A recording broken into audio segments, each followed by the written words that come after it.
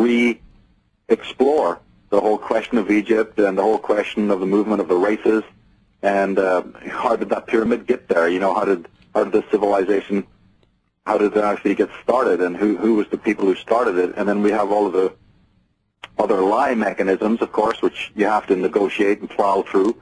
There's a whole cult since the 1970s, funded by the United Nations, of the Afrocentrists, who tried to convince the world, and have done a pretty good job doing that, of that, you know, it was the Africans who created the Nile civilizations, and there's no real hard evidence for that, but yet that was picked up by the media and by the Smithsonian and the National Geographic and all of these other orgs, which are highly suspect, and they push this for all their worth, and it's not sustainable.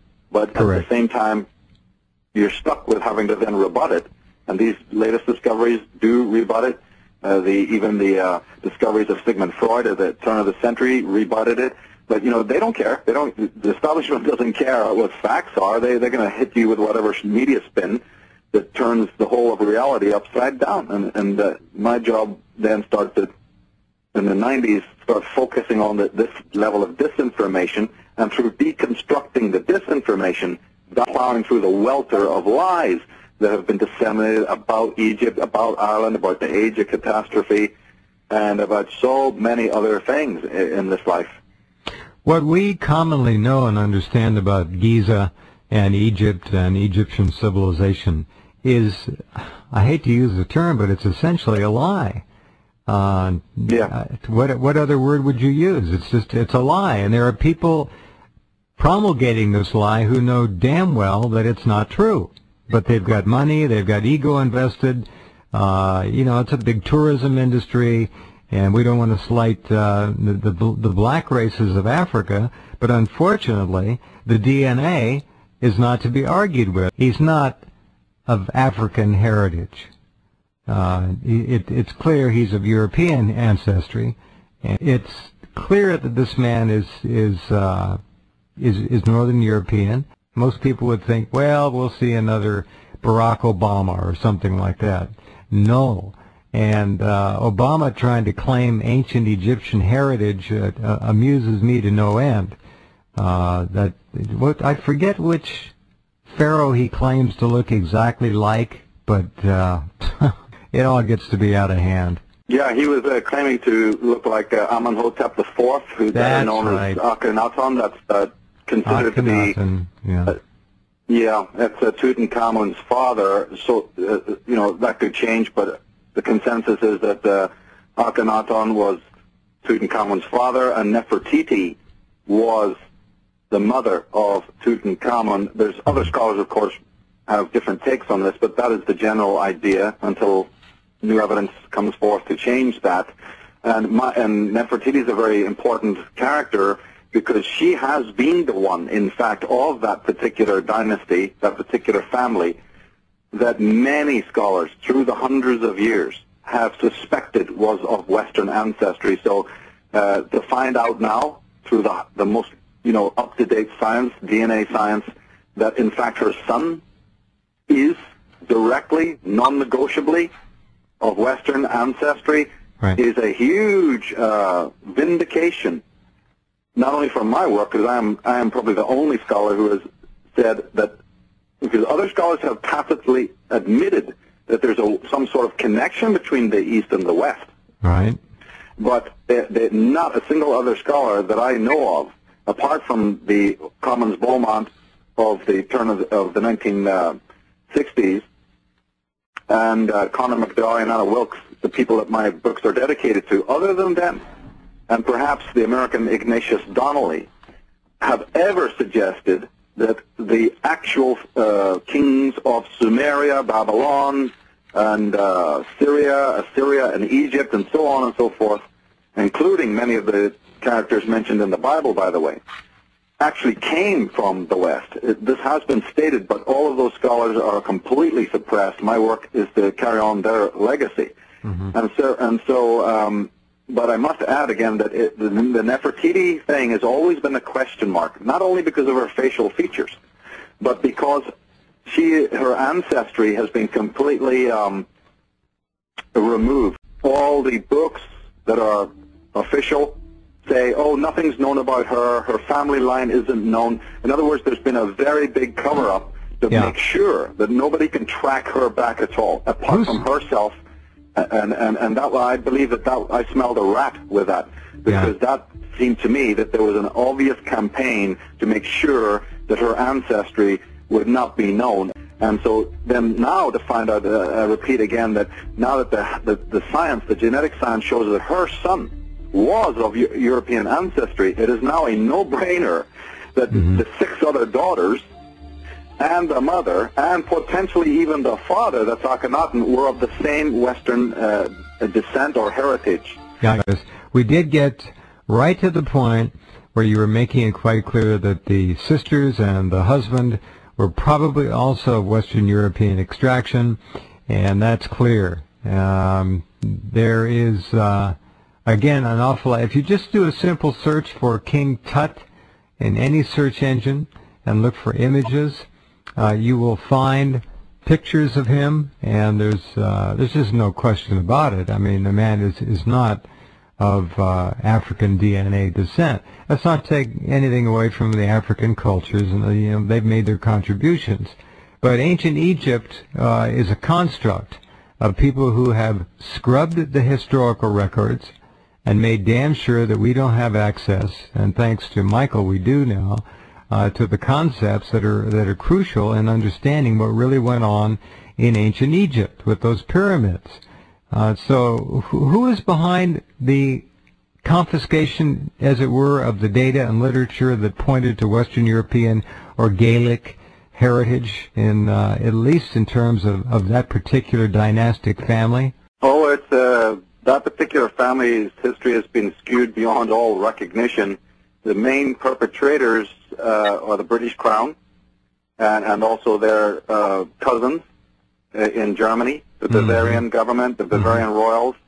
Anyone who's had any kind of occupation, this probably even goes for Napoleon and his gang, but much less them than the British government, who even worked through the Islamic, because remember, everyone knows or should know, it's a general known fact that the desecration that took place to the actual temples and statuary of Egypt was done by the Arabs, the later Arabs, who didn't want this pagan, didn't want these pagan civilizations to be known, and went around and defaced and so on and so forth. But I think the true story there is, again, that these people were often funded to do this. There was a campaign. This is picked up in the book by Gerald O'Farrell called The Tutankhamun Deception, which is a very important book. Sounds like a great read. Certainly the British government. Yeah, that sounds like a good book. Yes, it is. And the Vatican is also involved because, of course, who was it who colonized Ireland and made sure that the original pagan indigenous culture there was suppressed beyond all control? Originally, it was the Merovingian dynasty, the Templars of Burgundy in France, who came over, and they're known in the Irish context as the Chaldeans. These are early Christian monks. But their history I've gone into, it's very interesting. They were responsible for suppressing the Druidic culture. As I was saying just before the break, the Irish annals and legends speak about the daughter of Akhenaten.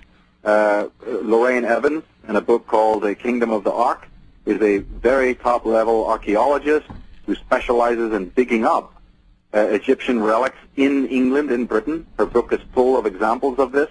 Egyptian beads, Egyptian torques, bracelets, jewelry, even boats have been discovered. Then you have the great scholar L.A. Waddell, again, of the turn of the century, 19th century, highly suppressed author, a genius linguist. He was a contemporary of Schielman, the man who discovered Troy. These men were contemporaries. They were some of the first scholars in history to even see, let alone decode and interpret Sumerian script. So great giants of the world that have been completely forgotten because of what they discovered. And while L.A. Waddell, one of his greatest discoveries, which is pertinent to what we're talking about, was that he discovered the grave of the first king of the first dynasty of Egypt is in Northern Ireland. King Menes is buried in Northern Ireland. What's he doing there? Why did he go there? the gods Ra, the gods Osiris, the god Horus, all are later descendants of Nordic and British or Irish, if you're using the pure sense. I don't just mean Ireland when I say Ireland. I mean the Druids, the Arya, the High Arya who had colleges throughout the world. Well, those colleges, as the Irish annals and the ancient legends of Ireland confirm, were all over the world, right down into Egypt. But the legends have always been taken for legends, and the myths have always been taken for myths. Why? Because those are talismanic words. You put the word legend on something and people dismiss it. This is much more deep than just finding cocaine in the tombs of the mummies, or pictures of elephants in South America and parrot feathers in Egypt and all of this other stuff that's come up anecdotally over the years. This is absolute vindication for those people who said, no, it's not just that these people visited or being thrown out, like you asked earlier, moved westward in a vain attempt to find a new home. No, this shows that their origin originally, not visitation, but their ancestry came from the West in a direct west to east movement. That blows the whole thing wide open. And I'm glad you put the pictures up, because remember, Zahi Hawass adamantly refused to release this information when it came out. It's not official. This was leaked by people on the team and from behind the scenes silently. The head men adamantly said, it's in the report, I have it. It says, I will not release it. They were so frightened of what this means for the Afrocentrists and all of the other bogus stuff that's come out from the universities, and what the people will realize when they find that this there's no merit in it. So there's a complete clamp down. Yeah, Those I got it. that you're putting up in the article is completely leaked. Wow. What does that tell you? Yeah, it tells me time. And don't forget that there's an entire tie-in here to the Bible through what is known as the Hyksos people, who have been this group of kings, a dynasty in Egypt that has always had a question mark over it as to who they were, and more importantly, where they came from. And the great scholar Ralph Ellis has proven, he was not the first one, there's been many at the turn of the century, like Sigmund Freud and others, who showed that there was a connection between the Hyksos dynasty and the Israelites. The people put before us in the Bible as the Judites and Israelites. People go back to you and I, our previous interview on this, we talked about that. And so there's a biblical tie-in as well. Now, the interesting thing to just put the cap on the idea of the Afrocentrists, I have to say this, as I say, we're not bashing African people, but we are trying to be as factual as we can be. If they were, in fact, the originators of the scintillating empire and civilization of the Nile, how come in Africa they never have then duplicated it and built another civilization, or even a quarter of it or a third of it, to show that Africans could have built a civilization, comparable to the Nile? If that hasn't happened, how dare the Smithsonian and other groups come and tell us that it was people out there that made it? It's a completely hideous travesty of the truth. But they will literally pull out any, chimera to hand you, because they'll do anything to cover up the connections between the East and the West and the true story of these migrations and what the old Irish annals that I read mention. They will do anything to have you go and read them. Our history, as we are taught it, as it is brought down generation through generation here in the West, is I guess it's still being tweaked and corrupted, every 20, 30 years, or even more often than that. A sentence here, an inflection there, in the printed text, so to speak, and you've got a different view. I mean, it must be amazing to go back and do what you do to find out what really happened. It must be also very discouraging at times. Well, see, I've had my own little solar celebration, because this information came out, the summer solstice, or the July. So I had my own little 4th of July, raise a glass to the sun.